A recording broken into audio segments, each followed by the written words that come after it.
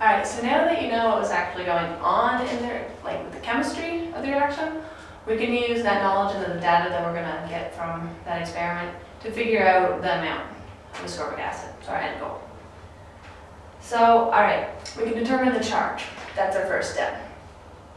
The charge is going to be equal to the integral of the current with respect to time over the time interval which the ascorbic acid reacted. So, to make this a little more clear, because that's a whole bunch of jumbling, this is approximately going to be the graph that you're going to get. So we have time here, current, and then light. So you can see that this is where the ascorbic acid is all reacted because the light drops drastically. So right there, that's going to be our endpoint.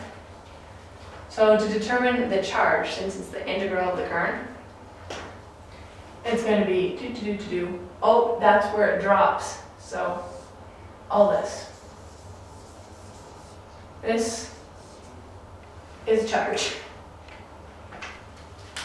Luckily, Microlab computes that really easily. So now we know the charge. We also have to know 3 other important numbers, but since we're smart, we got this. Charge of an electron is 1.602 times 10 to the negative 19 coulombs. That's number 1. Number of electrons in a mole is 6.02 times 10 to the 23. And then the molar mass of potassium iodide is 176 grams per mole. So we got those. We got 4 pieces of information now. And then also our fifth number.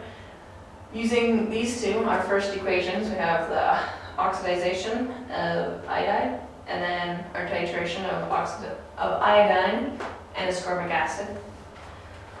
So we can tell that for every 2 electrons transferred, 1 iodine is produced. So 2 electrons, 1 iodine.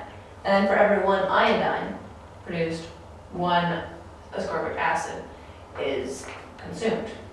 So ultimately, for every 2 electrons produced, 1 ascorbic acid is consumed. So using those 5 pieces of information, we can determine the mass of the ascorbic acid in the orange juice. The equation will look like, as you can see on your screen here. So basically, all it is it's going to be the charge that we computed, thanks to good old Microlab. And then that is multiplied by the charge of an electron, multiplied by the number of electrons in a mole, which is then multiplied by our stoichiometry between the 2 electrons and the 1 ascorbic acid, so that ratio. And then that's multiplied by our molar mass. And that's how we get it.